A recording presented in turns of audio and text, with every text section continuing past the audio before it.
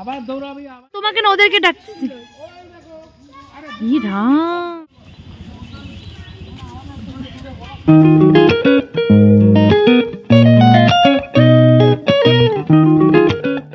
Good morning বন্ধুরা, welcome back to my YouTube channel. তোমরা সবাই কেমন আছো? আশা করছি সবাই খুব ভালো আছো, আর আমিও খুব ভালো আছি। চলে এসেছি আমার নতুন একটা ব্লগ নিয়ে। তোমরা আমার আগের ব্লগটা নিশ্চয়ই দেখেছো, আর ওই ব্লগ দেখে বুঝতেই পারছো এখন আমি পুরো ছুটিতে আছি, আর ছুটিটাকে এনজয় করছি। স্কুলটা ছেড়ে দেওয়ার পর থেকেই মনটা খুব একটাও ভালো থাকছে না আজকাল, কারণ এতটা ব্যস্ত থাকতাম সব সময়, সেখানে এখন কিছুই কাজ খুঁজে পাই না। তো আজকে সকাল থেকেই সেরকমই একটা সাধারণ দিন ছিল। হঠাৎই বৌদি ফোন করে বললো তাড়াতাড়ি রেডি হয়ে চলে আয়, আজকে আমরা ঘুরতে যাব, তোরও ভালো লাগবে। তার জন্যই আমরা বেরিয়ে পড়েছি। এখন পৌঁছে গেছি ফালাকাটায়। আর দেখতেই পারলে সুইটি দোকানটার সামনে আছে। এই সুইটি কিন্তু মিষ্টির দোকান, আর ফালাকাটার খুবই ফেমাস একটা দোকান। ওখান থেকে কিছু টিফিন কেনাকাটা করে আমরা এবার সব দাদা বৌদিরা মিলে বেরিয়ে পড়েছি। এখন হয়তো আমরা খয়ের বাড়ি যাব। এতক্ষণ ধরে গাড়িতে কিন্তু কোনো ঠিক ছিল না যে আমরা কোন দিকে যাব, এতক্ষণে ঠিক হলো যে খয়ের বাড়িই যাব। তো দেখতেই পারলে ফালাকাটার এই ফেমাস ব্রিজটাও ক্রস করে গেলাম। এই ব্রিজে কিন্তু সবাই ছবি টবি তুলতে আসে। তো এখন রাস্তা এখান দিয়ে চেনা হচ্ছে, দাদা বলে দিচ্ছে কোন দিক দিয়ে যাব। তো এখন চলো খয়ের বাড়ির দিকে যাওয়া যাক। আমরা কিন্তু ফরেস্ট এরিয়াতে ঢুকে গেছি। দেখতেই পাচ্ছ চারদিকে জঙ্গল, আর আজকে যেহেতু ছুটির দিন মনে হচ্ছে আজকে অনেক ভিড় পাবো, যদিও অনেকটা বেলা হয়ে গেছে। আসলে বৌদি আমাকে ফোন করেছে 12টায়, আর আমাদের বেরোতে 2টো হয়ে গেছিল। এখন ঘড়িতে 3:30 মতো বাজে। আমাদের পৌঁছতে হয়তো 4টেই বেজে যাবে। এখানে আমরা ছবি তুলতে যা টাইম লাগাচ্ছি, চলো তাড়াতাড়ি গাড়িতে ওঠা যাক, এই বলে সবাইকে তাড়া দিচ্ছিলাম। তাই এখন গাড়িতে উঠে পড়লাম সবাই।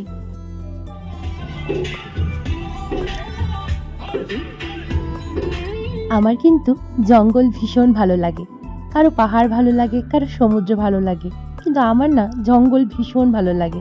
জানি না কেন জঙ্গলে গেলে মনে হয় প্রাণ ফিরে পেয়েছি। আমার বন্ধুরা এই জন্য আমাকে জঙ্গলি বলতো। জঙ্গলে ভালো করে লক্ষ্য করলে গাছের ওপরে অনেকগুলো বাঁদর বা হনুমান দেখতে পাওয়া যেতে পারে, কিন্তু এখানে কিন্তু বাঘ রয়েছে। আমি ছোটবেলায় এসেছিলাম আগে। এখন 4টে মতো বাজে। যে জায়গাটায় টিকিট কাটা হয় আর গাড়িটারি স্ট্যান্ড করা হয়, ওখানে সবাই বলছে 4:30টায় নাকি বন্ধ হয়ে যায়, মানে যে মেইন ট্যুরিস্ট স্পটটা সেটা নাকি 4:30টায় বন্ধ হয়ে যায়। অথচ আমরা তো পৌঁছলামই 4টার সময়। ঘুরবো না নাকি আমরা? চলো দেখা যাক কত দূর কি ঘুরতে পারি। তার মধ্যে সবাই বলছে অন্ধকার হওয়ার আগেই বেরিয়ে আসতে, কারণ এখানে নাকি খুব হাতির ভয়। তাই এখন আমরা ওখানে টিকিট কাটছি, এবার ঢুকবো ভেতরে। দাঁড়াও তোমাদের জায়গাটা ভালো করে দেখিয়ে দিই। এই জায়গাটায় খয়ের বাড়ির মেইনলি গাড়ি থামানো হয়, টিকিট কাটা হয়, আর এই যে এদিকে দোকান টুকটাক রয়েছে।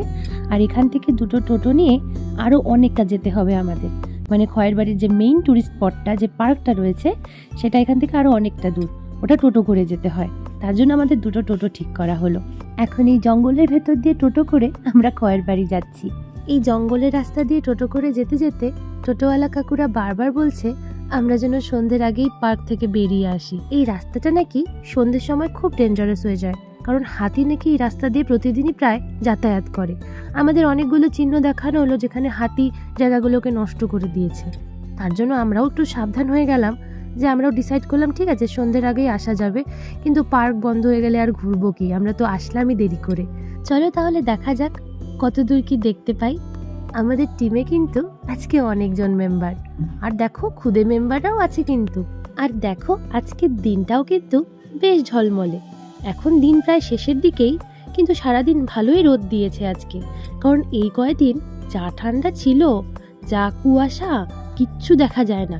10:30 বাজে, 11টা বাজে, মানে সকালের কথা বলছি, কিচ্ছু দেখা যায় না, চারদিক অন্ধকার। সেখানে আজকে কি সুন্দর রোদ। আমরা এখন দেখো একদম জঙ্গলের ভেতরের রাস্তা দিয়ে যাচ্ছি। সামনে ছোটদের একটা পার্ক রয়েছে, ওটাতে পরে আসবো। আগে চলো ভেতরের জঙ্গলটা এক্সপ্লোর করি। আমি যখন ক্লাস 4-এ পড়ি, তখন আমাদের স্কুল থেকে বন্ধুদের সাথে এই পিকনিকে নিয়ে আসা হয়েছিল। সব টিচাররা নিয়ে এসেছিলেন। আর এই যে গাছটা দেখছো, এই গাছটা কিন্তু অনেক পুরনো। ওই সময়ও আমার মনে আছে এই গাছটা ছিল, তার জন্য গাছটা দেখালাম। কত স্মৃতি। আসলে প্রথম স্বাধীনতা পেয়েছিলাম হয়তো সেদিন। বাবা মা ছাড়া বন্ধু বান্ধব আর টিচারদের সাথে এসেছিলাম। স্বাধীনতাই তো বলবো, তাই না? চুটিয়ে আনন্দ করেছিলাম সেদিন। সেই দিনের ছবিগুলো দেখলে মনে হয় এই তো কদিন আগের কথা, এই তো কদিন আগেই এসেছিলাম। তারপরে আরেকবার এসেছিলাম বাবা মায়ের সাথে ক্লাস 6-এ মনে হয়। কলকাতা থেকে কোনো বাবার ফ্রেন্ড এসেছিল ওনাদের সাথে, তখনও মনে আছে প্রত্যেকটা স্মৃতি। জায়গাগুলো কিন্তু একই আছে, শুধু হয়তো আমরা মানুষগুলোই বড় হয়ে গেছি। এই যে সামনের ওয়াচ টাওয়ারটা দেখছো, এটাতে এখন উঠতে দেয় কিনা জানি না। আগে আমরা ওটাতে উঠে সামনের ওই খাঁচাটায় বাঘ দেখেছিলাম। এখন এই খাঁচায় বাঘ রাখে না হয়তো, দেখি কোন দিকটায় বাঘের দেখা পাওয়া যায়। এই যে পুরনো কাঠের ব্রিজটা, এটা পার হয়ে এই পুরো পার্কটা ঘুরতে হয়। আর এদিকে আগে বোটিং করা যেত, এখন যায় কিনা কে জানে। এখানে এসে দেখছি খাঁচাগুলো অনেকটাই এবড়ো খেবড়ো করে কেউ যেন ভেঙে দিয়েছে। পরে কথা বলে সবার সাথে বুঝলাম যে হাতি নাকি এখান দিয়ে প্রতিদিনই যাতায়াত করে, মানে টোটোওয়ালা কাকুরা কিছু ভুল বলেনি। হাতি এখানে আসা যাওয়ার পথে এরকম নাকি দুমড়ে মুচড়ে দিয়েছে। এখানে এই জায়গাটা খুব ভালো লাগলো। জানি না ছোটবেলায় যখন এসেছিলাম এই জায়গাটা ছিল কিনা। এখানে বসার জায়গাগুলো কিন্তু খুব ভালো করেছে। আর এই সামনের জায়গাটা এরকম ভাঙাচোরা, কিন্তু এই বসার জায়গাগুলো কি সুন্দর লেকের ধারে, ভালোই লাগছে। আমরা এখানে এখন কিছুক্ষণ ছবি টবি তুলে নেব, কিছুক্ষণ রেস্ট নিয়ে নেব, কারণ অনেকটা হাঁটতে।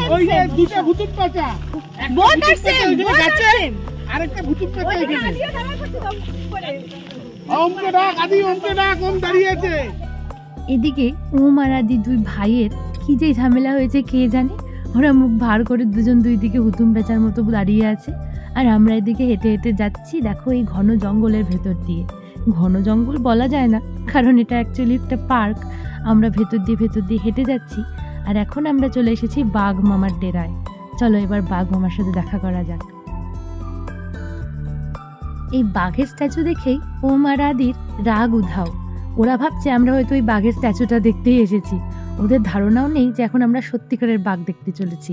চলো তোমাদেরকেও দেখাই। সত্যি কথা বলতে ওদের সাথে সাথে আমারও ধারণা ছিল না যে এখানে এসে বাঘ মামার দেখা পাবো। আমার কাছেও এটা একটা সারপ্রাইজ। আমাকে বৌদিরা বলছিল এখানে বাঘ আছে বাঘ আছে, আমার মনে হচ্ছিল এখন আর কোথা থেকে বাঘ থাকবে। কিন্তু এখানে দেখো, এখানে তিনটে বাঘ আছে, একটা তার মধ্যে ঘুমোচ্ছিল, আর দুটো দেখো পাইচারি করছে। করিস না ওম, তোর মাংস কিন্তু টেস্টি হবে ওদের। ঘোরাঘুরি করতেছে, খিদা পাইছে তার মানে। না না এটা ব্ল্যাক না,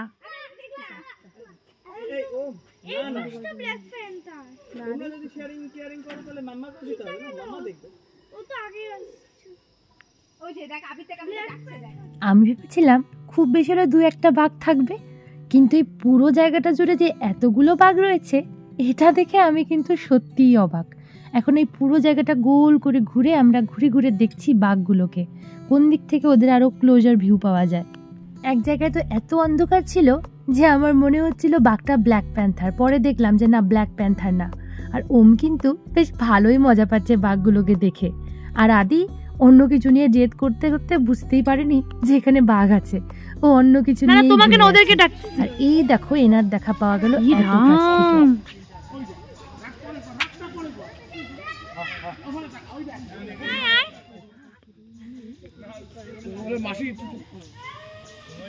আদিটা বুঝলোই না। এইদিকে তাকা, এই যে এই তাকাইছে, এই দেখো এইদিকে তাকা বললাম, তাকাইলো এইদিকে। এইখানে উল্টা হয় দেখতে পাবি না আমার কাছে। এইদিকে এইদিকে, আরে এইখানে দেখ, না ওটা সবথেকে উঁচু হয়ে গেল। আদি সবথেকে উঁচু হয়ে গেল। দাঁড়াও, বাঘের সাথে একটা ভালো করে সেলফি তুলে নিই। আসলে আমি এত কাছ থেকে বাঘ এর আগে কখনো দেখিনি। একবার ভোপালে ঘুরতে গেছিলাম, তখন এই বান্ধবগড় জাতীয় উদ্যানে যখন ঘুরছিলাম জিপে করে, জিপ সাফারিতে, তখন আমাদের সামনে দিয়ে একটা বাঘ হেঁটে গেছিল, কিন্তু তাও অনেকটাই দূরে ছিল।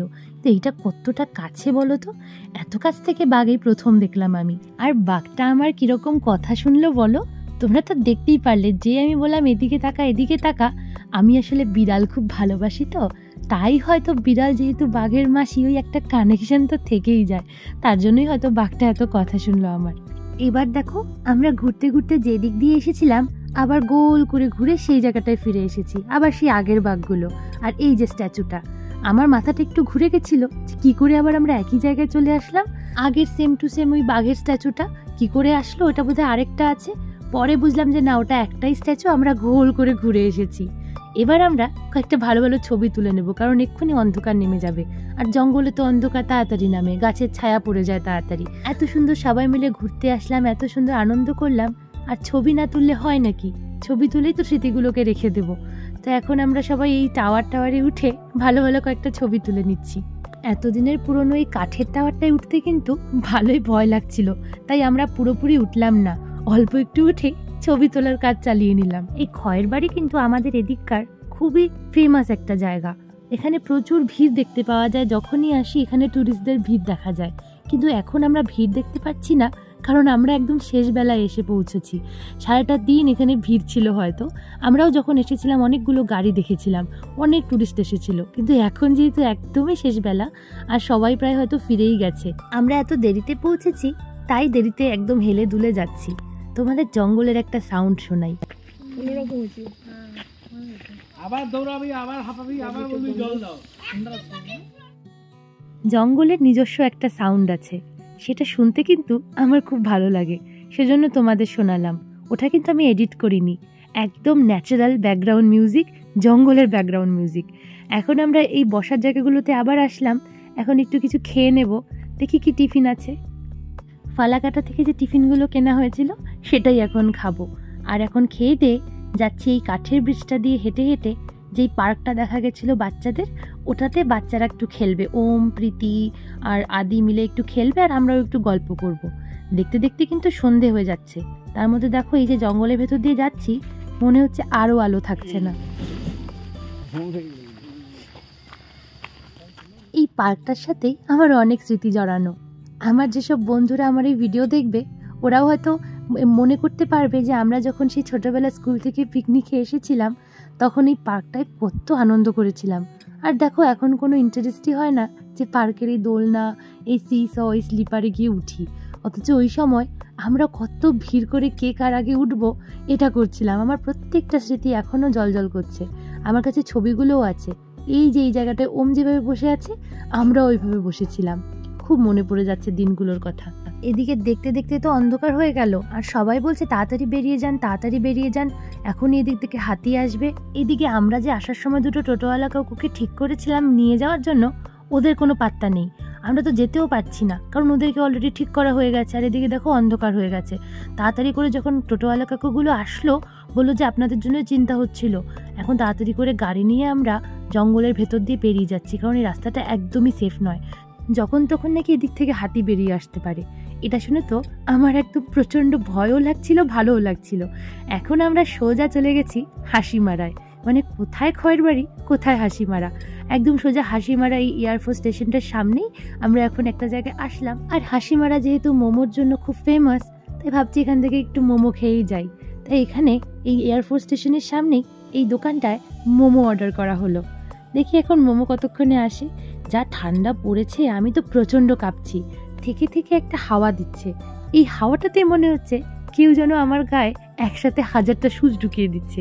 এইভাবে যা কাঁপছি আমি, ভালো করে মাথা মুড়ি দিয়ে রেখেছি যাতে কোনোভাবেই হাওয়া না ঢুকতে পারে। এবার আমাদের সবার গরম গরম মোমো উইথ চাটনি চলে এসেছে, এটার জন্যই ওয়েট করছিলাম এতক্ষণ। আর তার সাথে চলে এসেছে গরম গরম চা। আমাদের সবার এত খিদে পেয়েছিল, দেখো মোমোর প্লেট একবারে হাওয়া হয়ে গেছে, এত তাড়াতাড়ি করে সবাই খেয়ে নিয়েছি। এবার সবাই বয়েলড এগ অর্ডার করেছে, এরকম সুন্দর সাজিয়ে দেওয়া হয়েছে, কিন্তু আমি বয়েলড এগ খেতে অতটাও পছন্দ করি না, তার জন্য আমার জন্য অমলেট অর্ডার করা হয়েছে। আমারও অমলেট চলে এসেছে।